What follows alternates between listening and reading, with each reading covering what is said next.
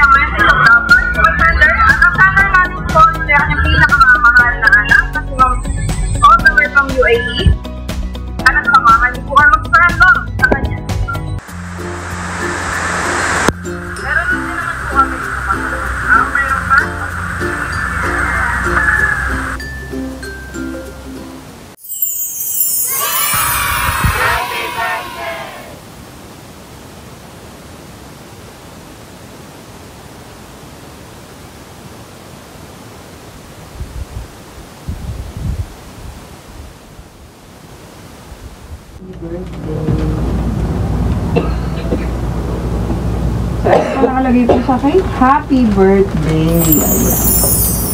Happy birthday ni nanay.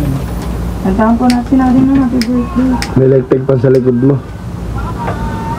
Papatayin ko muna po ako. Ay, yun. Ayaw mo matay. Yan. Okay, kanta po tayo. Happy birthday to you. Happy birthday to you. Happy birthday, happy birthday, happy birthday to you. Ay, may ka-wish po. Ganun. Blow your candle, nanay. Yay! So, ano pong birthday wish mo na? Sa ano pong birthday? Nanay. Ano pong wish bigyan nyo? pa siyang mahabang buhay. Mamahupay ako lawad na yan ako. Hindi, maganda daw yung katawan niya. Kayo po, Nay, ano pong birthday message nyo kay nanay? Para po sa kanyang birthday. Hindi, ako ng Taga-Alaga. Eh, pag magaling lang siya palagi, maayos yung pangatawan niya kahit matanda na. Ayun. So, dahil birthday niyo po today, babasahin ko kayo love letter nila para po sa inyo. So, ito po. Happy, happy birthday, nanay, from your apos. Ayan. So, ano pong masasabi niyo po sa inyong apo, nanay? Nakikinig siya sa atin today.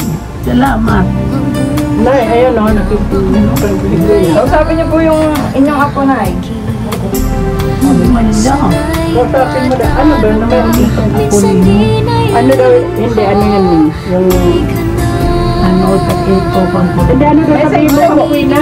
Message niyo po sa inyong apo na nasa UAE.